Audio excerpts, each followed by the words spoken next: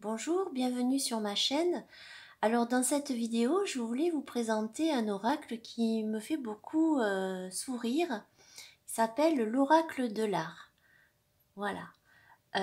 C'est un coffret de 50 cartes. Et derrière, il est écrit donc « Changez votre vie par l'art, consultez les oracles ». Les cartes L'oracle de l'art proposent des conseils tirés des 3 éléments clés dans la vie des artistes. Choisissez une carte et consultez les oracles pour changer votre. Alors, sur la carte, vous allez voir un petit symbole comme ceci en spirale, ça sera par rapport à la vie en général.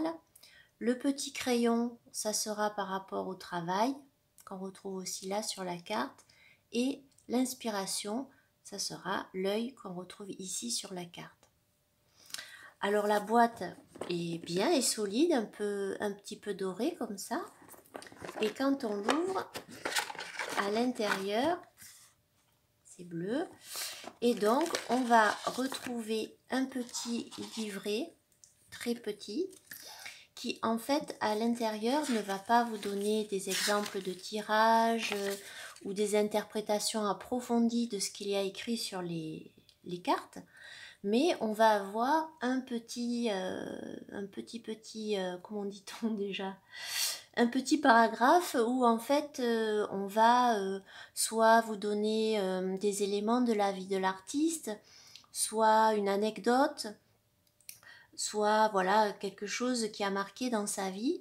Et donc on va retrouver ça pour tous les artistes.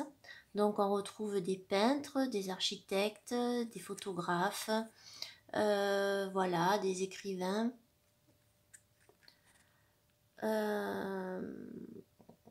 Voilà, donc on retrouve toutes sortes d'artistes. Alors c'est un jeu qui moi me fait penser au courant artistique qui s'appelle le surréalisme. C'était un courant qui est né après la Première Guerre mondiale avec le dadaïsme et le surréalisme après. Et c'était un mouvement qui s'intéressait beaucoup artistiquement à tout ce qui était en lien avec l'inconscient et puis aussi avec les rêves. Donc il y a un petit côté voilà, d'aller rechercher ce qu'il y a dans l'inconscient. Il y a un petit côté d'absurdité de la vie, et c'était un courant qui était un peu à contresens de tout ce qui était les valeurs un petit peu établies dans la société. Par exemple, il pratiquait aussi l'écriture automatique pour créer justement, ou comme on peut dire aujourd'hui l'écriture inspirée. Voilà. Et cet oracle me fait penser à ça parce que vous allez voir que les phrases vont vous laisser un peu perplexe. C'est-à-dire qu'il y a certaines, vous allez vous dire ok, et puis il y en a d'autres, vous allez vous dire bon, ben ça veut dire quoi? Et c'est ça tout le truc, c'est qu'il va falloir travailler au niveau de notre créativité pour trouver quelque part le sens qu'on peut donner à cette phrase. Et c'est pour ça que je trouve il a un côté un peu fou, un peu surréaliste. Alors, je vais vous présenter les cartes qui pour moi sont de bonne qualité et qui ont un aspect mat. Ça, c'est le dos. Les tranches sont neutres. Et donc, voilà, c'est des cartes assez grand format quand même. Hein, un peu peut-être ouais, format oracle. Oui. Alors, je commence. On a Filippo Marinetti. Alors, pour vous montrer, donc ici, au niveau de la vie en général, vous allez avoir en avant marche, regarder en arrière, c'est se casser le cou. Voilà. Pour le travail, faites de votre art une déclaration de guerre. Et pour l'inspiration, la seule constante sera toujours la contradiction. Pardon. Voilà. Donc c'est des phrases quelque part qui vont devoir faire appel à votre imagination, à votre interprétation. Et en ça, je trouve ça, on est dans une démarche artistique. Donc je commence, je vous montre les cartes. Donc voilà, Francisco Goya, Frida Kahlo, Georgia O'Keeffe, Je vais pas tous vous dire les noms, mais voilà. Et on va tirer une carte à la fin pour voir ce que ça pourrait vous dire à vous. Et à moi aussi, bien sûr. Matisse, Jackson Pollock, Pascal, Jean Cocteau, Jeff Koons, Turner,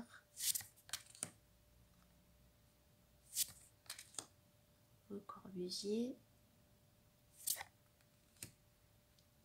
Léonard de Vinci,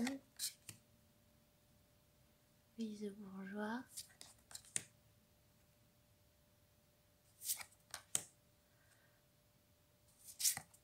voilà. Donc je trouve que c'est un oracle très original qui a une démarche différente de l'oracle en général. C'est pas un oracle de développement personnel, c'est pas un oracle divinatoire, c'est un oracle de réflexion. Voilà, sur une phrase, en tirer quelque chose. Mondrian. Voilà. Donc, en ce sens-là, il est original, je trouve. En même temps, bon, c'est pas non plus, il n'y a pas des pages et des pages, mais ça nous permet aussi de connaître certains artistes ou de se dire, ah ben tiens, je vais aller voir ce que lui il a fait, par exemple. Ah ben voilà, j'ai tiré cette carte, c'est qui? Ah, il a fait ça. Et enfin voilà, ça permet aussi d'approfondir ses connaissances artistiques et je trouve ça sympa.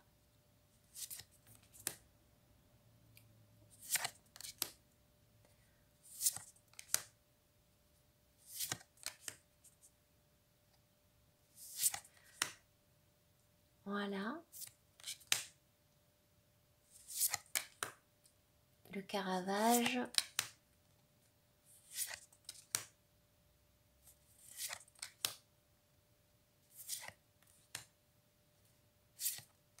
Edouard Munch.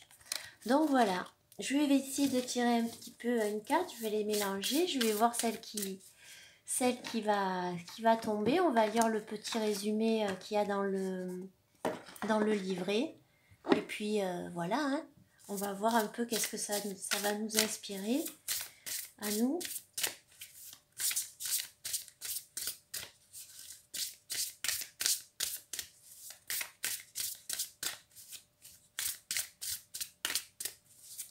Allez.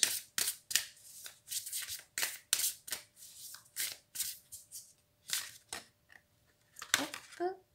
Ah ben voilà. Alors, j'ai tiré Gustav Klimt. Alors, par rapport à la vie en général, tout portrait est un autoportrait. Pour le travail, si aucun groupe ne veut de vous, créez le vôtre. Et pour l'inspiration, comme l'or, l'érotisme fluctue avec le temps. Voilà. Donc on va regarder le petit livret. Ça doit être classé par... je ne sais même pas si c'est classé par... ah voilà, Klimt est là. Alors, Gustav Klimt vivait dans la Vienne, glamour de la belle époque, mais se sentait surtout à l'aise dans sa blouse ample, sans rien en dessous. Homme de passion, il eut de nombreux enfants avec ses nombreuses maîtresses, mais ses vrais bébés étaient ses délicates peintures et fresques, incroyablement détaillées, certaines rehaussées à la feuille d'or, représentant souvent des nus féminins. Fondateur de la sécession viennoise, Klimt encouragea de jeunes artistes modernes et prôna la rupture avec le conservatisme académique. Après plusieurs scandales autour de la nature soi-disant pornographique de ses œuvres sensuelles, il s'enferma encore davantage dans une intimité productive et reproductive, déclarant que pour le connaître, il suffisait de connaître son travail. Et vous avez sa date de naissance, né en Autriche, 1862-1918. Voilà. Donc voilà, la petite carte tirée du jour. Tout portrait est un autoportrait. La deuxième, un peu plus facile à comprendre. Et la troisième, voilà, comme l'or, l'érotisme fluctue avec le temps. Donc peut-être que ça va vous parler. Moi, certaines choses me parlent, c'est à approfondir. Et c'est, voilà. Donc, je voulais vous présenter ce jeu parce qu'il est original, parce que c'est un jeu qui coûte pas très cher, puisque je pense 16 euros. Et puis peut-être vous pouvez même le trouver d'occasion. Et peut-être en complément d'un tirage de tarot, ça peut aussi être un support intéressant. Et bien voilà, j'espère que cette petite vidéo vous a plu et je vous dis à bientôt. Au revoir.